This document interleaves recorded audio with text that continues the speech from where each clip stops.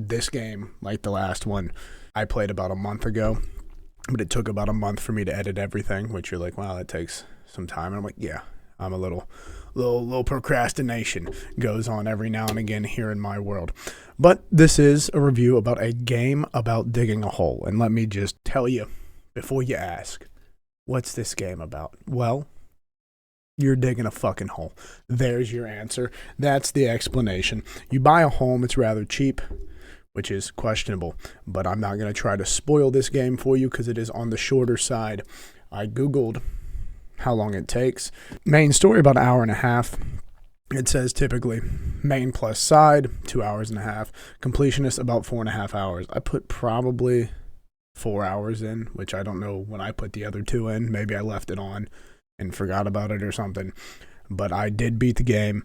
I enjoyed it. This game was brought to me by someone in my old department. They're like, oh, you should play this game. You'll like it. It might make you mad. The ending is kind of annoying, but I'll let you experience that ending, or you can go over and watch my playthrough. Whatever you prefer to do.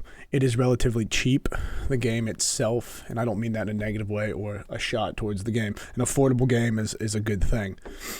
This is $3.99 right now as of April 10th, 2025. It's $3.99 right now because it's on sale. It's typically $5. What the game's about is a minimalist game about digging a hole in the garden of a newly purchased house. Collect resources, sell them, upgrade your equipment, and discover a mysterious secret. Costs you only one coffee, which is true. It's about the cost of a coffee. It is exploration. Vox. I don't even know what that is. VOXEL. Have no idea what that means. We'll figure that out. A Vox is a three-dimensional counterpart to a pixel. It represents a value on a regular grid in a three-dimensional space. Voxes are frequently used in a visualization and analytic and Voxes are frequently used in the visualization and analysis of medical and scientific data. I guess that's just what it's talking about when it comes to digging. So like the picture it shows here is what it kind of looks like when you dig up the earth in the back of the yard. So I guess that matches. Where were we? Mining. Okay. Vox, sandbox, mining, horror, simulation, crafting. There's no fucking crafting. You're buying upgrades. You're not building anything.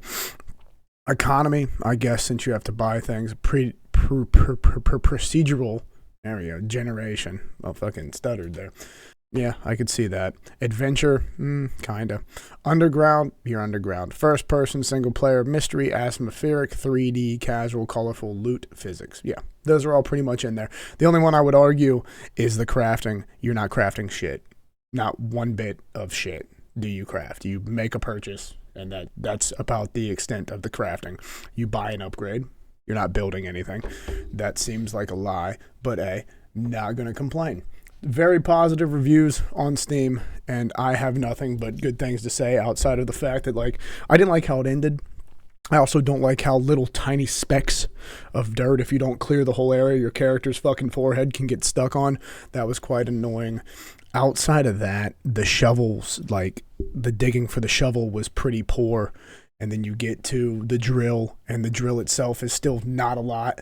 But at the same time, I don't think there's enough dirt in the backyard for it to really matter if the size gets bigger, because once you kind of find out what happens at the end, it doesn't really matter how big the shovel is. It's just, can they drag out a couple more minutes of gameplay, if possible, by making the radius of the hole that you're digging currently with whatever upgrade you have as small but bigger than what was as possible, if that makes sense.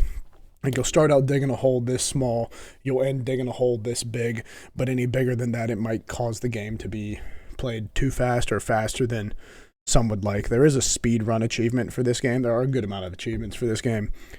Beating it once is enough for me. I don't need to go back. Like, it's not that it wasn't good enough to chase the achievements. Maybe one day I'll do that, or if enough people would like to see that, then maybe. But for me, playing it was just enough. It's definitely a game that, like, if you've had a long day or you're not really trying to do something too, I guess, too taxing on your fingers or mentally exhausting like a Souls-like, or want to be scared from like a horror game, then this would be the game for you. It kind of gives a Minecraft like a cozy game vibe with an alternative ending that you wouldn't really find in like maybe Stardew Valley. I don't think this happens in Stardew Valley. I've never played it, so I can't confirm nor deny. But all in all, you're digging a hole. You try to find treasure. There is a treasure chest, right? So you dig, find your treasure, and then that's pretty much the game. But the ending is kind of annoying. It wasn't irritating in the sense of like, I'm mad that I bought it. It was just like, fuck me. Okay, great. Damn it. You know, like one of those moments. The game itself, though, all in all, for what it is and what you get, is very fun and very enjoyable for the 2 hours that you'll probably spend in it. Maybe less if you're better than I, or maybe more if you're worse. Or if you hunt the achievements, it could take you roughly 5 hours.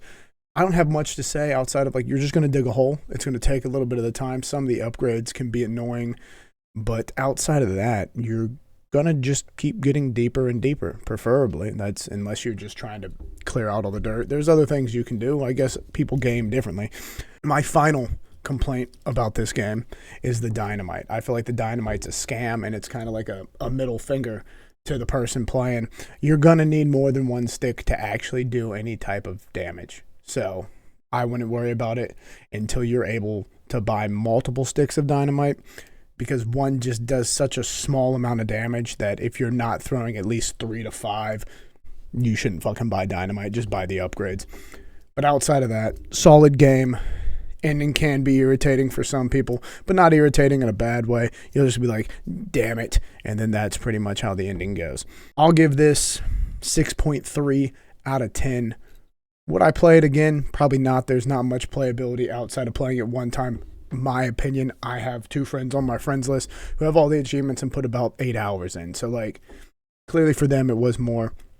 I enjoyed it the first time through. I enjoyed the story. I had a wonderful time, and I would recommend it if you're looking for more of a simplistic game to wind down your day, or you're not really feeling any like strenuous gaming, we'll put it that way.